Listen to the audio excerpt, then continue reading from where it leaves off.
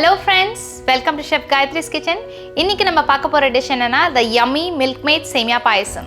வாங்க இப்ப Semiya Payasam செய்யறது எப்படின்னு பார்க்கலாம். Roasted Semiya 1 cup, 15 cashew nuts, 25 dry grapes, 5 to 6 ilachi, 400 grams Milkmaid. இது 2 cups of milk. வீட்ல காய்ச்சின நெய் 2 tablespoon. pan நல்லா சூடான உடனே நம்ம எடுத்து வச்சிருக்கிற 2 டேபிள்ஸ்பூன் கீ வந்து இதில் போட்டுக்கலாம்.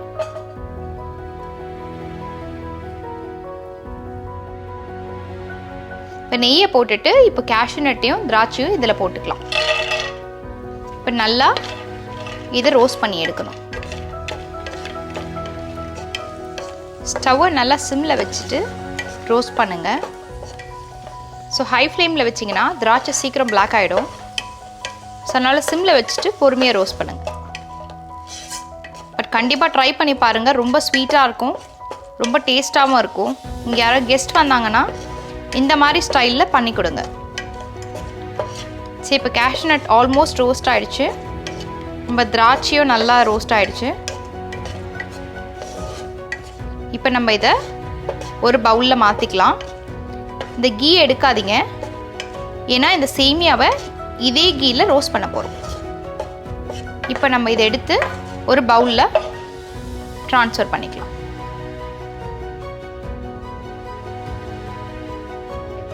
இங்கே பாருங்கள் எவ்வளோ அழகாக ரோஸ்ட் ஆகிருக்குன்ட்டு. இந்த ஸ்டேஜ் வந்தோடனே சுவிட்ச் ஆஃப் பண்ணிடுங்க. இப்போ நான் ரோஸ்டட் சேமியா எடுத்திருக்கேன். நான் ரோஸ்டட் சேமியா இருந்தால் கூட நான் எப்போவுமே என்ன பண்ணுவேன்னா இந்த கீயில் போட்டுட்டு நல்லா ரோஸ்ட் பண்ணிப்பேன். ஏன்னா இந்த சேமியா பாயசத்தோட ஸ்பெஷலே பார்த்தீங்கன்னா இதை நம்ம டபுள் ரோஸ்ட் பண்ணுறது தான். இப்போ ஸ்டவ் நல்லா சிம்மில் வச்சுக்கோங்க. இந்த ரோஸ்டட் சேமியாவை அதே நெய்யில் போட்டுட்டு நல்லா ரோஸ்ட் பண்ணிக்கோங்க.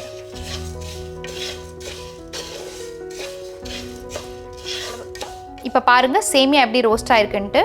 இந்த மாதிரி நல்லா ப்ரௌனாக ரோஸ்ட் ஆகிருக்கணும்.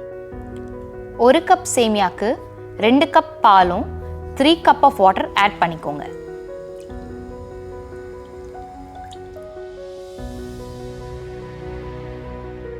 மறக்காம மேலே இருக்கிற @chef Gayatri's Kitchen நம்ம இன்ஸ்டாகிராமில் ஃபாலோ பண்ணுங்க. மில்க் நல்லா பாயில் ஆனதுக்கப்புறம் நம்ம ரோஸ்ட் பண்ணி வச்சிருக்கிற சேமியா இதில் ஆட் பண்ணிக்கலாம்.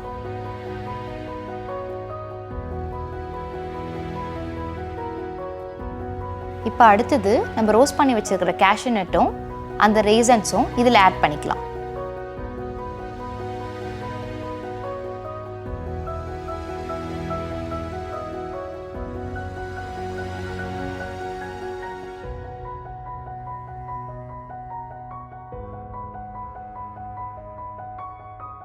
இப்போ நம்ம முழுசாக வச்சுருக்கிற காடமனை நல்லா பவுடர் பண்ணிவிட்டு இதில் இப்போ ஆட் பண்ணிக்கலாம். இதில் இப்போ 400 கிராம்ஸ் மில்க்மெய்ட் ஆட் பண்ணிக்கோங்க.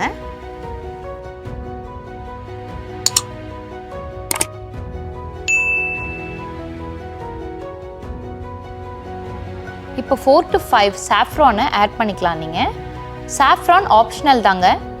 சாஃப்ரான் போட்டிங்கன்னா கொஞ்சம் ஃப்ளேவரும் கலரும் கொடுக்கும்.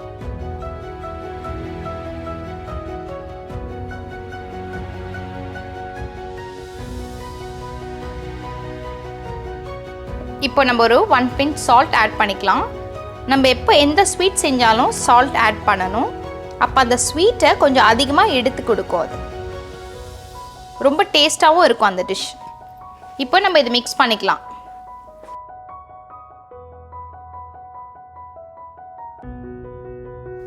இந்த மாதிரி சேமியா சாஃப்ட் ஆன உடனே சுவிட்ச் ஆஃப் பண்ணிடணும். இப்போ பாயசம் ரெடி ஆயிடுச்சு. நம்ம இப்போ இதை சர்வ் பண்ணலாம்.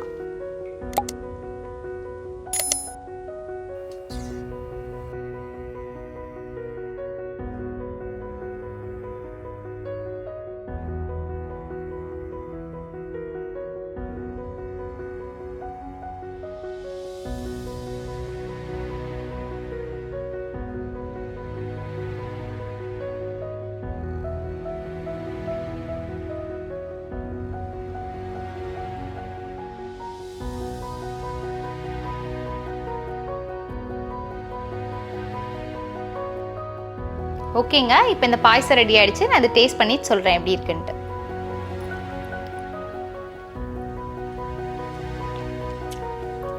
சூப்பராக இருக்குங்க.